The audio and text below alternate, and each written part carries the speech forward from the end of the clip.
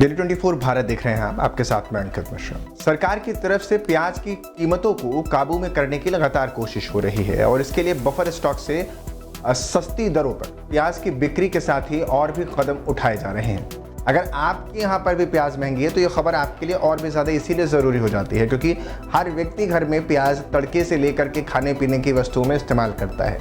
प्याज के दाम बढ़ते हैं तो ऑटोमेटिकली खाने के सभी चीज़ों के दाम भी स्वाभाविक रूप से बढ़ जाते हैं। अब केंद्र की तरफ से बताया गया कि कीमतों को काबू में करने के लिए बाजार हस्तक्षेप के तहत 720 टन बफर प्याज की 5वीं खेप 21 नवंबर को राजधानी दिल्ली पहुंच जाएगी।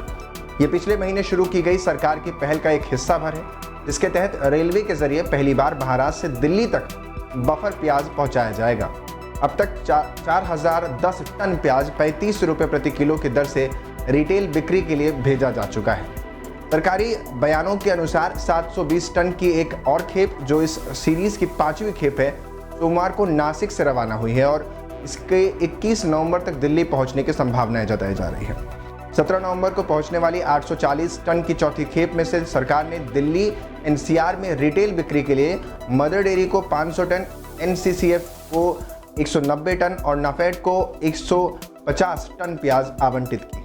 सरकार ने कहा है कि थोक आवक ने दिल्ली में थोक और खुदरा दोनों लेवल पर प्याज की कीमतों पर असर डाला है। दिल्ली के अलावा बाकी शहरों में भी सरकार की तरफ से इसी तरह की पहल देखने को मिल रही है। सरकार ने हाल ही में चेन्नई और गुवाहाटी को 840 टन प्याज भेजा है। दोनों को 840 प्रति टन भेजे गए हैं और इस हफ्ते गुवाहाटी को 840 टन और भेजने की योजना है, जबकि लखनऊ को 2 से 3 दिनों में इतनी ही मात्रा मिलने वाली है। त्योहारी मौसम और मंडी बंद होने के दौरान कुछ बाजारों में सप्लाई की जो कमी देखने को मिली, उसके बाद केंद्र ने प्याज सप्लाई बढ़ाने का फैसला लिया।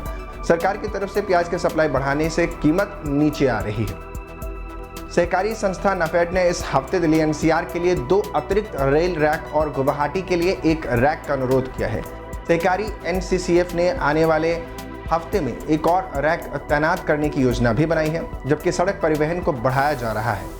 सरकार पंजाब, हरियाणा, चंडीगढ़, हिमाचल प्रदेश, जम्मू कश्मीर, दिल्ली की सप्लाई के लिए सोनीपत कोल्ड स्टोरेज से भी प्याज जारी करेगी। इस साल बनाए गए तकरीबन 4.7 लाख टन बफर स्टॉक में से सरकार पहले ही 1.50 लाख टन की सप्लाई कर चुकी है।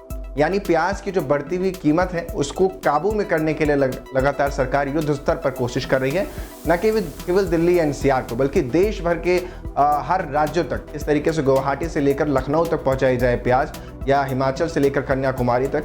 इन सभी की योजनाबद्ध तरीके से सरकार काम कर रही है और इसके लिए रेलवे का इस्तेमाल मुख्य तौर पर किया जा रहा है।